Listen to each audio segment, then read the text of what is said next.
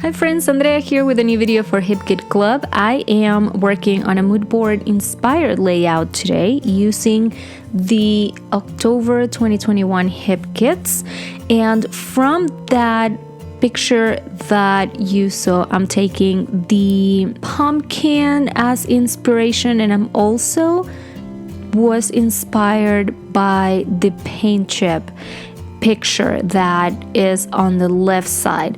So I'm going to be creating some dimensions, creating some texture with the pattern papers for this layout. Now the step that I'm working on right now ends up being not necessary.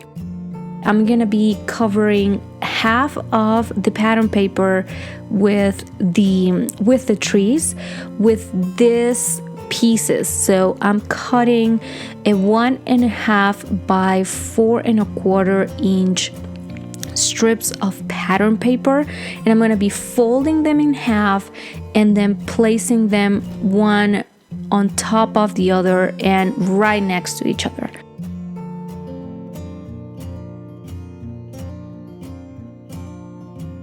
And again, the pattern paper that I'm placing on top of the 12 by 12 piece will end up being completely covered. So it is not necessary. I wasn't sure if it will end up showing. So that's why I placed it there. But again, you're more than welcome to skip that step. Now, because of the way that I wanted to place those folded pieces of paper, I needed my picture to be a little bit bigger. So I can only print 4x6 photos. So I decided to get some borders and make my photo bigger that way.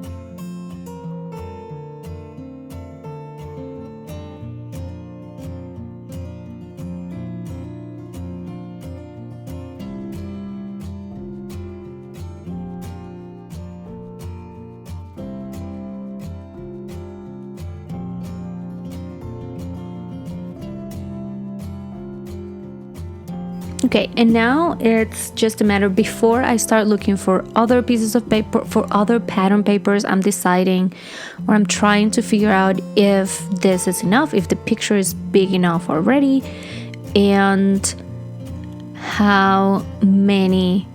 So in theory, because you're cutting your 12 by 12, you end up using the entire length of the page. So you know it's going to be all covered. The thing is, I wanted to make sure that I placed the photo in the right place, or that I did it the right way. I don't think it should be as difficult as I am making it look, but once I figure out how I wanted it, and I figure out, all I need is 8 pieces of 1.5 by 4.25 inch. You fold them in half. You add double-sided tape or glue on the ends to make sure that they stay in one place, and then it's just a matter of placing them correctly, again with either some double-sided tape or some glue. And what I did is, and you'll see that in just a moment, you'll see how after I glue them to the page, I ran the sewing machine just to make sure that every single piece stayed in place.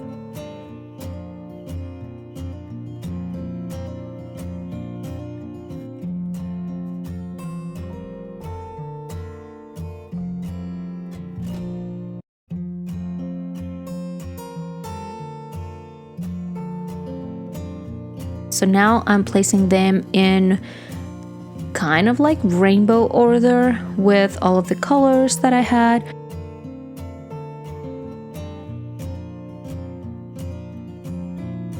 These are the first ones.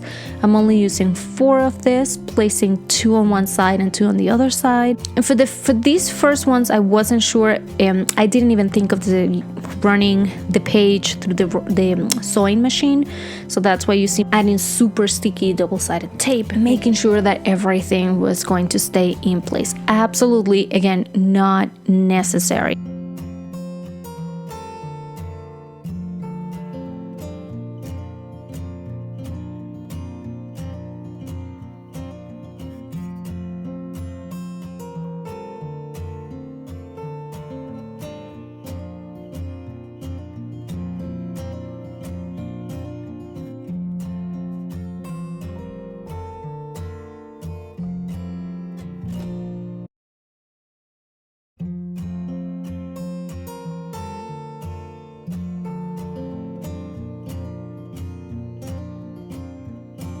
And here I realized I needed to move my photo a little bit to the right.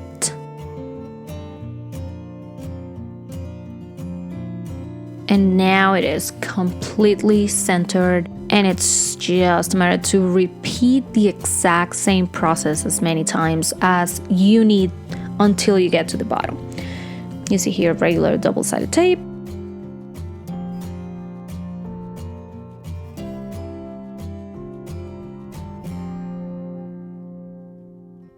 Yeah, this layer will also take only 4 strips of paper. And this was such a fun layout to work with.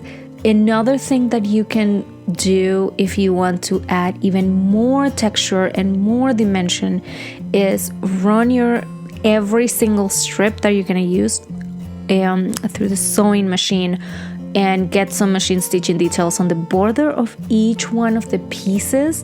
That will also give the page even more texture than what you see right now.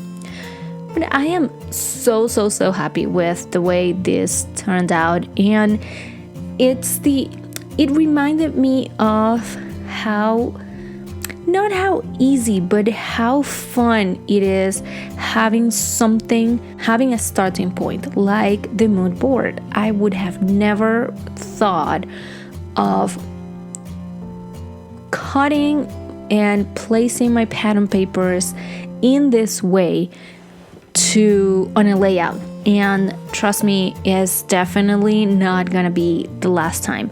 But again, it was because I thought of it because of the mood board.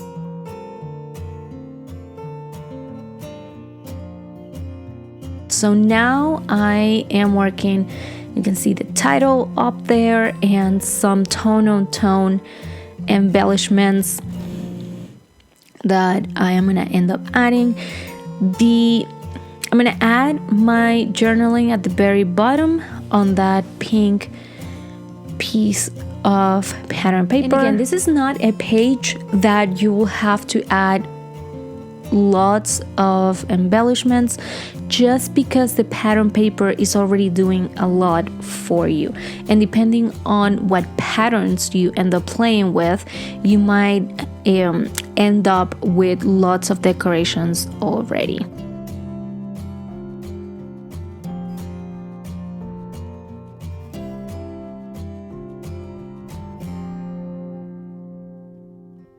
That thankful sticker ended up working as a subtitle.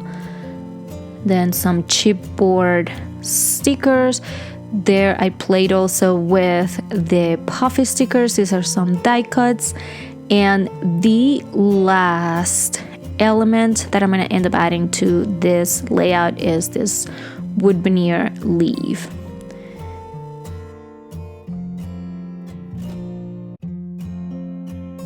And this is it, guys. Super easy. And again, it just came up because of the mood board. The October kits are absolutely beautiful. And I have to say, I am completely in love with the way this turned out. Don't forget to stop by the blog and the Hip Kit Club Facebook page and Facebook group to see more inspiration from the team. Make sure that you grab your November kit. Remember to check all of the details and the discounts that you guys get as a subscriber for the add-on kits. You'll have a 15% discount on each one of them. So please let me know if you have any questions on the layout that we worked on today. The HipKit Club subscription, the exclusive cup files, we are here to help you and answer all of those. The November kits are already available for purchase. So again, just let me know if there is anything I can do for you. This was Andrea for HipKit Club, and I'll see you next time. Bye-bye.